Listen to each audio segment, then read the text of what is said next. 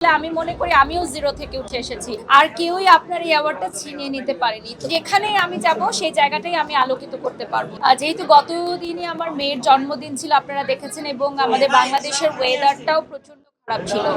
তো সেই জায়গা থেকে আমি ভেবেছিলাম যে আজকে হয়তো আমি অ্যাটেন্ড করতে পারবো না, আমি ঢাকার বাইরে ছিলাম।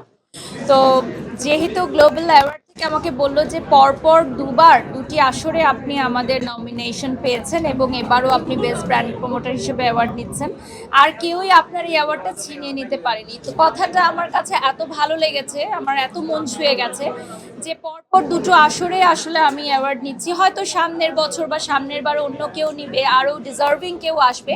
তো এই কথাটা শুনে আমার এত ভালো লেগেছে যে আমি ঢাকার বাহিরে থেকে আজকে এসেছি দুপুরেই, তারপর জাস্ট রেডি হয়ে চলে এসেছি। আজকে জাস্ট একটা সিম্পলি এসেছি আর কি, অত বেশি রেডি হইনি।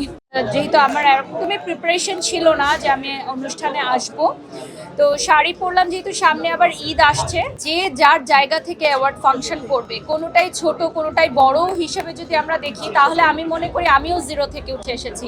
আপনি যিনি প্রশ্নটি করেছেন, আপনিও নিশ্চয়ই জিরো থেকে স্টার্ট করেছিলেন আপনার সাংবাদিকতা।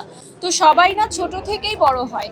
তো আমি অমুক অ্যাওয়ার্ড শোতে যাব, তমুক শোতে যাব না।